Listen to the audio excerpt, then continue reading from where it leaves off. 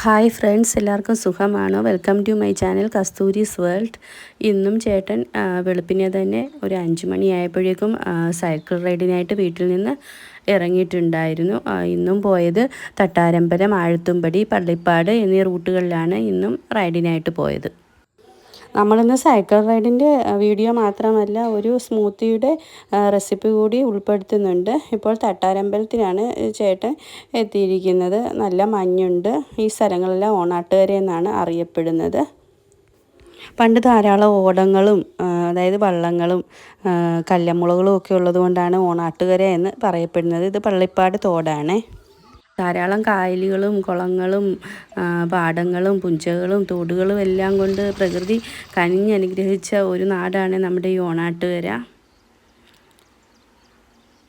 എല്ലായിടവും കാണാൻ തന്നെ നല്ല ഭംഗിയാണ്. അപ്പം നമ്മുടെ ഈ ചാനലൊന്ന് ലൈക്കും ഷെയറും സബ്സ്ക്രൈബും ചെയ്തൊന്ന് സപ്പോർട്ട് ചെയ്യണേ. വീഡിയോ സ്കിപ്പ് ചെയ്യാതെ കാണണേ. ഫീഡ്ബാക്ക് എല്ലാം ഒന്ന് അറിയിക്കണേ.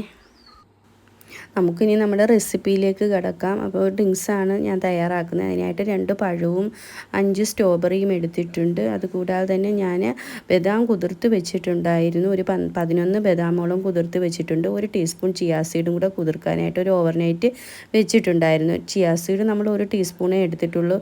അത് കുതിർന്ന് കഴിയുമ്പോഴേക്കും നല്ലൊരു ക്വാണ്ടിറ്റി കാണും. ബദാമിൻ്റെ തൊലിയെല്ലാം കളഞ്ഞെടുത്തിട്ടുണ്ട്. പിന്നെ പഴം അരിഞ്ഞെടുത്തിട്ടുണ്ട്. സ്ട്രോബെറിയും അതുപോലെ തന്നെ എല്ലാം അരിഞ്ഞെടുത്തിട്ടുണ്ട്.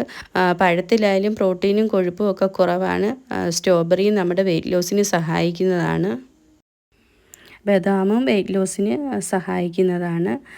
നമ്മൾ ആ ബദാമും കുറച്ച് പാലും പഞ്ചസാരയും കൂടി ഒരു മിക്സിയുടെ ജാറിലെടുത്തിട്ട് നല്ലതുപോലെ ഒന്ന് ബ്ലെൻഡ് ചെയ്തെടുക്കുകയാണ്. കാര്യം ഇതിനകത്തേക്ക് നമ്മൾ ആൽമണ്ട് മിൽക്കാണ് ചേർക്കുന്നത്. അപ്പം നമ്മളിത് ഒന്ന് അരച്ചെടുക്കുകയാണ്.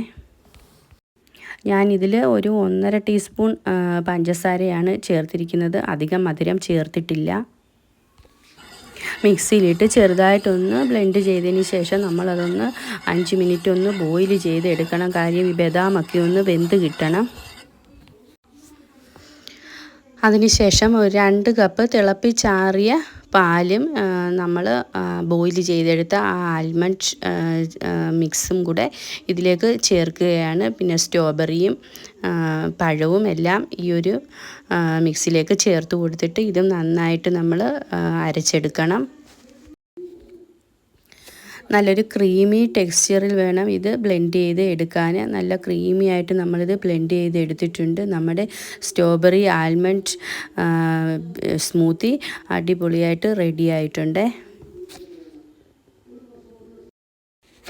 ഇതിൻ്റെ കൂടെ കുതിർത്ത് വെച്ചിരുന്ന ചിയാ സീഡും കൂടെ ചേർത്ത് കൊടുക്കുകയാണ്. ചിയാ സീഡിന് ധാരാളം ഗുണങ്ങളുള്ളതാണ്. ചിയാ സീഡ് വെയിറ്റ് ലോസിന് സഹായിക്കുന്നതാണ്. നമുക്ക് പിന്നെ വിശപ്പിനെ കുറയ്ക്കാനായിട്ടും അത് സഹായിക്കും. ഞാനിതൊരു സെർവിങ് ഗ്ലാസ്സിലേക്ക് ഒഴിച്ച് വെക്കുകയാണ്. ഇത് 2 പേർക്കുള്ള സ്മൂത്തി ഉണ്ടായിരുന്നു. കൂടെ മുട്ട ഒഴുകിയതും കൂടെ ഉണ്ടാക്കി വെച്ചിട്ടുണ്ട്. അത് ഒരു കുക്കറിലിട്ട് ആവശ്യത്തിന് വെള്ളം ഒഴിച്ച് 2 വിസിലായപ്പോഴേക്കും മുട്ട പുഴുങ്ങിയത് റെഡിയായിട്ട് കിട്ടിയിട്ടുണ്ട്. അപ്പോഴേക്കും ചേട്ടൻ തിരികെ എത്തി. ഇനി നമ്മുടെ മുട്ട പുഴുങ്ങിയതും സ്മൂത്തിയും എല്ലാം കൊടുക്കാം.